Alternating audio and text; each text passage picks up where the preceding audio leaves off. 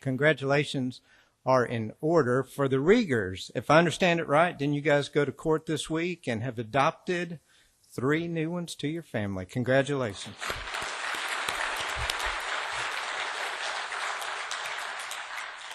I spoke with Curtis through text a little bit yesterday, and he told me that some guys had driven 2 days there in Africa, and you can imagine what their roads are like, to come hear him and Shaq teach. And you can imagine how excited he was at the fact that somebody drove 2 days to hear Curtis.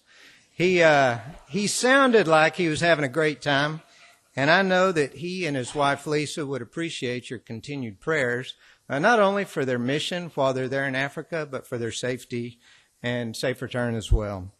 Here at this church, it's our tradition that following the sermon that 2 of our elders and their wives, they're going to make their way to the back of these glass doors, and then to my left, we have our conference room, our meeting room, and they would be there and willing to visit with you, to talk to you, to encourage, and to pray with you if you have anything on your mind or anything on your heart. Also, would like to invite you that if you're interested in becoming a disciple of Jesus Christ, to come forward, and if you're interested in putting him on in baptism following the lesson, we would love to sit down and visit with you and to do that after the lesson. Let's begin with the prayer.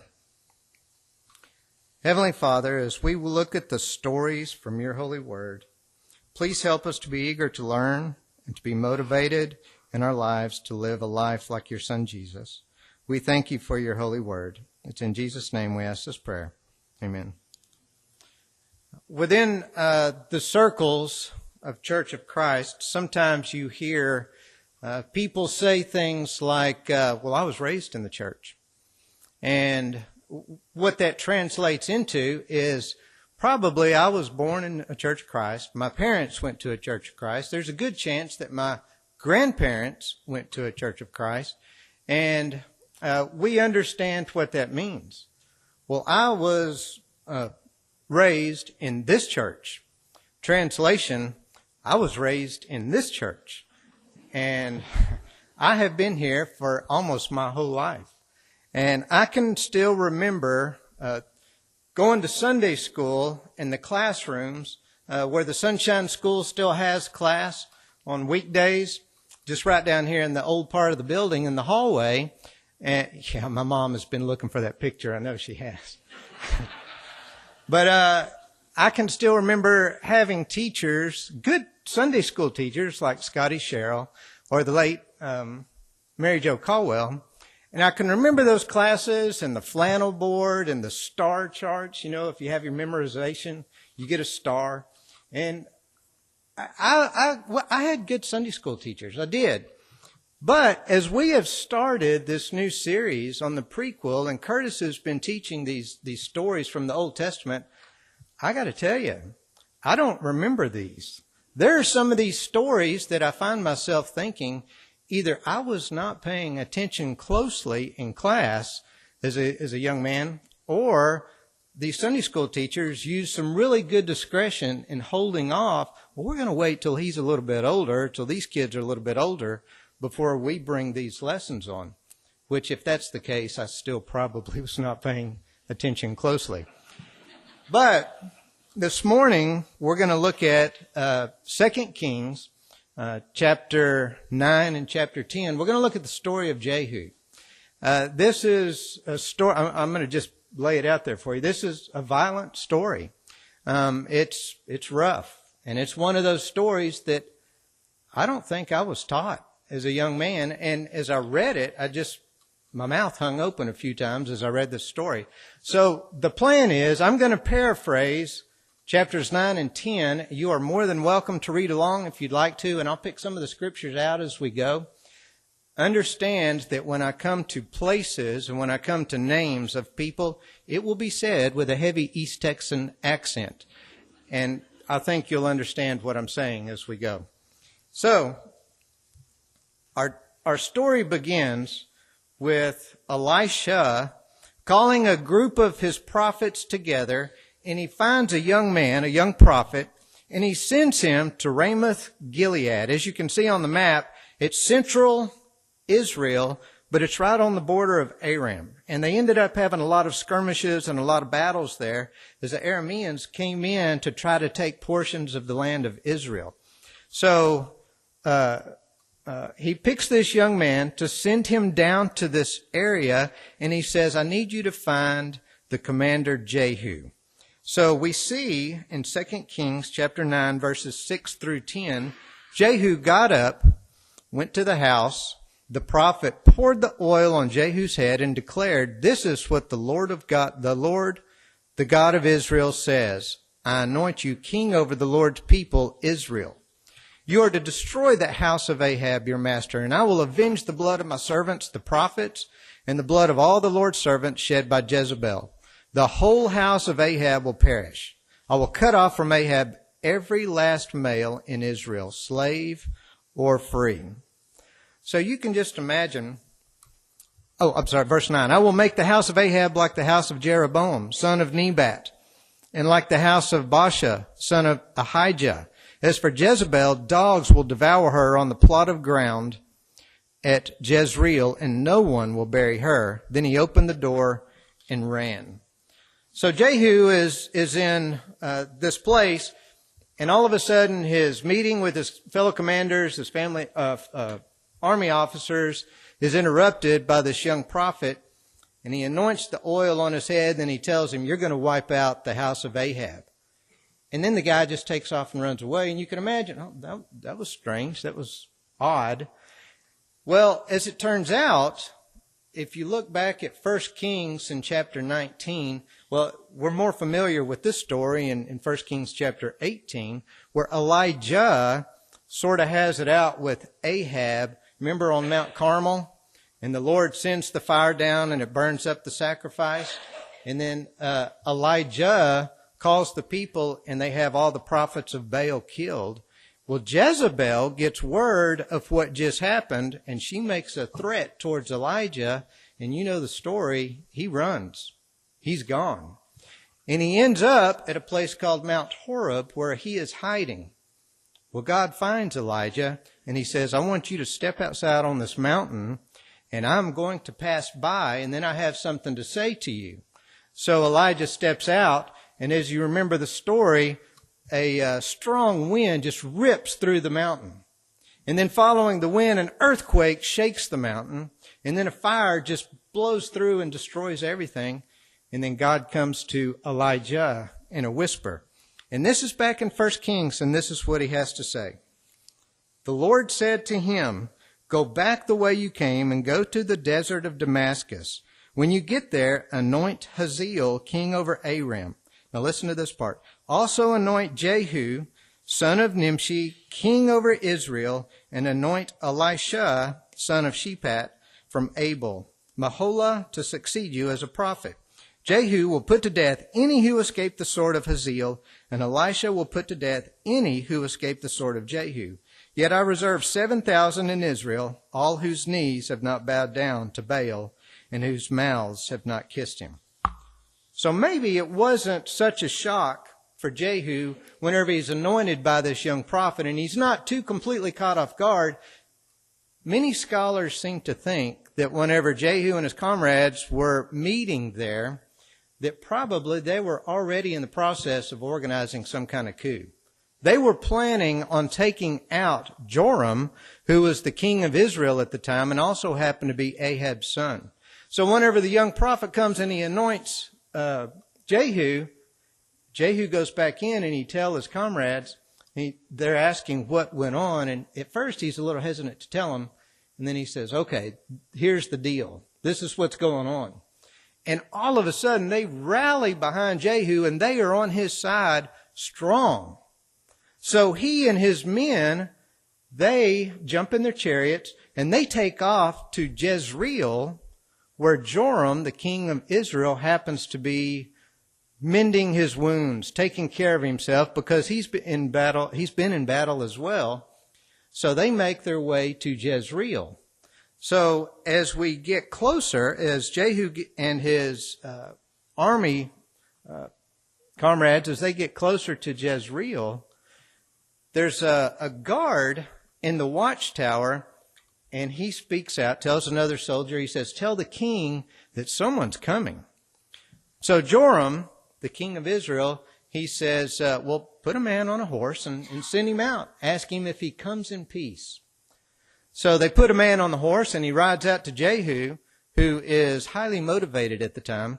And he comes to Jehu and he says, do you come in peace? Jehu says, what do you know about peace? Get in back here and join my army. So the guy kind of, okay. And he jumps on board, and all of a sudden he's fighting with Jehu. So the guy in the watchtower said, he's not coming back. He joined them. So Joram says, well, put another guy on the horse and send him out. Ask if he comes in peace. You can just imagine what's going through the guy in the watchtower's mind. So, okay. They put a guy on the horse, and he meets Jehu, and he says, do you come in peace? Jehu says, what do you know about peace? Jump in line. Get back there. Join my team. And the guy's, well, okay. So that's two. So the guy on the watchtower says, he's not coming back either. So Joram, look, the guy in the lookout says, reported he has reached them, but he isn't coming back either. The driving is like that of Jehu, son of Nimshi. He drives like a maniac. I had no idea the word maniac or driving like a maniac was in the Bible anywhere. It reminds me, it's got to remind you, the movie Ben-Hur, the chariot race. I mean, epic scene. But here's Jehu, and he's coming up to where the tower where Joram, the king of Israel, is. Joram decides, well, if you want something done right, you got to do it yourself. So he goes and has his chariot hooked up, and he goes out to meet Jehu in Jezreel. Do you remember a few weeks ago when Curtis told us about the plot of Naboth, and that Ahab had Jezebel had Naboth killed in that particular spot? Well, that's exactly where they meet. So as Joram comes up to Jehu, he says, Jehu, do you come in peace? Jehu's response, how can there be peace as long as all the idolatry and witchcraft of your mother Jezebel abound? Well, Joram's a little slow, but he's finally figured it out. It's a trap. So you can imagine he's trying to turn this chariot around in this field, but it's too late. Jehu has already pulled an arrow out of his bow, and he's let the arrow fly, and it strikes Joram right between the shoulder blades, and it kills him. Well, as it so happens, Ahijah, who was the king of Judah, happens to be up visiting Joram, the king of Israel, and he's ridden out on the chariot along with Joram, and he's watching all of this happen. And Jehu sees Ahijah taken off, and he tells his men, get him too. And so they're firing their arrows, and they wound him, which eventually leads to his death.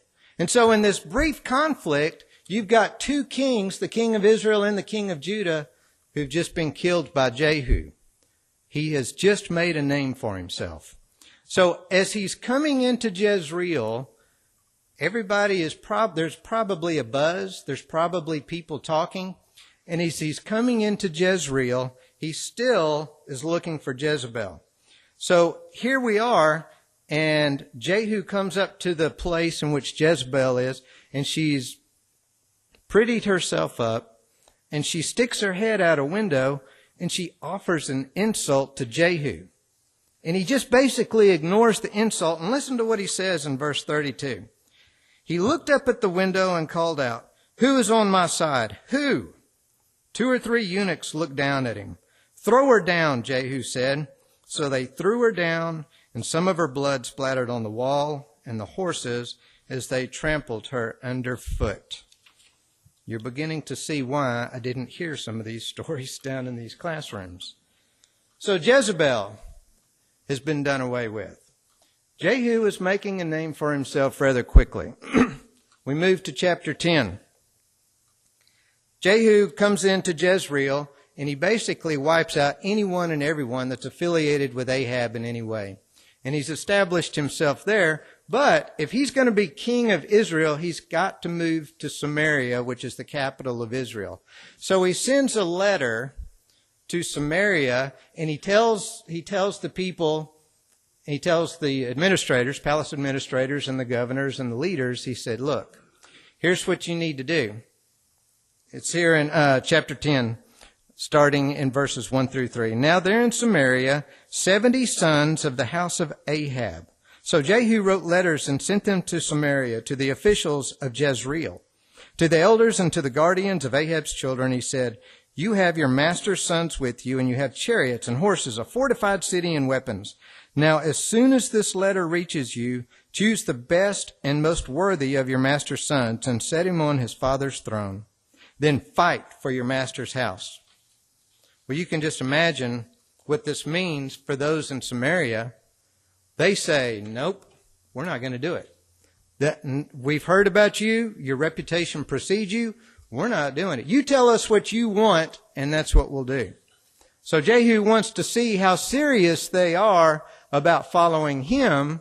Now get this. He says, cut the heads off all 70 of Ahab's sons and send them to me in a basket. Well, guess what he had the next day at the post of the city gate? They followed through with what they said, so Jehu knows they are on his side. So now he realizes, okay, they're going to fight for me once I arrive in Samaria. So he begins to make his way out of Jezreel. And before he gets out of the city good, he comes across this band of travelers. And he says, well, now who are you?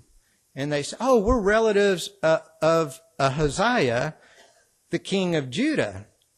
And he says, okay. And he tells his men, sort of behind the scenes, have them killed as well. So he hadn't even hardly gotten out of Jezreel. So Jehu makes his way all the way to Samaria. Once he arrives to the capital of Israel, he gets there, he comes into the palace, and if anyone has anything to do with Ahab, family or friend, he kills them. So Jehu plays this card. He gets out on the city wall and he calls everybody in Samaria and he says, if you think Ahab served Baal a little, Jehu is going to serve Baal a whole lot. And so people are somewhat confused and, well, okay, I kind of thought you weren't for Baal. And he says, oh, no. We're going to have a huge banquet and we're going to have a sacrifice. And if you serve Baal at all, we need you there. So he invites everyone in Samaria to come to the sacrifice that they're going to have for Baal. Everybody loads up into this palace, and Jehu, in the meantime, you already know the direction this is going. He has 80 of his best men surround the banquet hall, and he tells them, if anyone escapes, it's your life for their life. So Jehu plays the card kind of like he's going to make this sacrifice for Baal. And just about that time, he sends word in, and he has them all cut down. Kills them all. Now then, you're thinking, wow, Jehu, this is, he has the zeal for doing what God asked him to do. Have you ever read the book or gone to a movie, and as you're walking out with a group of friends or maybe with your spouse, and there's just silence. Nobody's talking. And you're kind of processing. And then somebody finally says, well, did you like the movie? Or did you enjoy the book? And you don't answer right away. You sort of hesitate. Well, I'm still digesting it. I've got mixed feelings. I don't know. It was violent. It was hard. It wasn't produced badly, but I don't know that I liked it. And so when we hear about the story of Jehu, you know, when it's done and you hear of all the killing and the violence and this guy, you wouldn't want to be the person to walk up to him and say, hey, maybe you need to work on your people skills. You know, Jehu was a dangerous individual. And so was he a good king? Yeah, he followed through with, but was he a good king? And listen to what it says in 2 Kings chapter 10, verses 28 through 31. So Jehu destroyed Baal worship in Israel. However, he did not turn away from the sins of Jeroboam, son of Nebat, which he had caused Israel to commit, the worship of the golden calves at Bethel and Dan. The Lord said to Jehu, because you have done well in accomplishing what is right in my eyes, and have done to the house of Ahab all that I had in mind for you to do, your descendants will sit on the throne of Israel to the 4th generation. Yet Jehu was not careful to keep the law of the Lord, the God of Israel, with all his heart. He did not turn away from the sins of Jeroboam, which he had caused Israel to commit. Now, Ted Williams is known as one of the greatest baseball players, greatest hitters in baseball. He has a quote. It says, baseball is the only field of endeavor where a man can succeed 3 times out of 10 and still consider to be a good performer. Ted Williams understood that in sports, for a guy to hold a round bat and to make contact with a round ball that's coming at him over 90 miles an hour, and to hit that ball so solidly that it goes a place in the field where somebody's not. There's a phrase that we say, and you're all familiar with it. He learned how to keep his eye on the ball. He had to. And that phrase, we hear it in baseball all the time, but that phrase has sort of converted over into language that we use whenever we try to maintain our goals. We try to keep our eye on the ball. When it comes to our families and doing the best we can as parents, we have to keep our eye on the ball. When it comes to our Christian walk, our focus, we have to keep our eye on the ball. Damon read from us from the Gospel of Luke just a minute ago. And here's Jesus in the desert, in the wilderness, right after he's been baptized. And he's fasting for 40 days. I wonder, was it going through his mind? Was he thinking about the Israelites as they were wandering around in the desert for 40 years? And they failed over and over again in learning to trust God. Was that going through his mind? Was there some kind of relationship between the 40 days and the 40 years? Or was Jesus thinking about these kings who were appointed to rule Israel and to lead them the right way? And we see this pattern throughout Kings over and over again. They just wouldn't do it. I mean, I find myself reading these stories and I'm hopeful, and maybe you are as well, I'm hopeful this king is going to do it. He's going to follow the ways. He's going to lead Israel to be that shining light for the rest of the world. And what do we read at the end of it? He took his eye off the ball. Somewhere along the way, Jehu took his eye off the ball. He got caught up in something. I don't know what it is, but he got caught up in something and he lost his focus. As Jesus is in the desert, and here he is fasting for 40 days, and he's getting ready for this mission. He's preparing himself for this ministry. You can imagine, this is a world-changing event that Jesus is getting ready to do. You can imagine the pressure that he could be feeling, what's going through his mind. And as he's preparing himself and as he's fasting, these distractions start to come at him from different directions. The distractor starts to come at him. And as Jesus is being tempted by the distractor, and as he's being forced to lose his concentration or to lose his focus, it bounces right off of him. It never phases him. And Jesus is able to hold on to that laser focus to prepare himself for what he has ahead. He kept his eye on the ball. You know, for a lot of us, we have these distractions that hit us every day. And it becomes habits. The distractions become the habit instead of becoming something that's odd or something that's catching us off guard. We expect them. You know, I began this by saying that I grew up in this church. There are a lot of people in this church that learned, that know, that have developed habits in keeping their eye on the ball. They have this attitude of service that despite what they have going on in their lives, they're going to help somebody else whenever it's a time of need. They've developed this lifestyle that they're going to be a shining light in dark places, whether they want to or not, because it's turned into a habit, because their focus is on the important things, and they've learned to not take their eye off the ball. I think that the Apostle Paul says it well in Romans chapter 12, verses 1 and 2.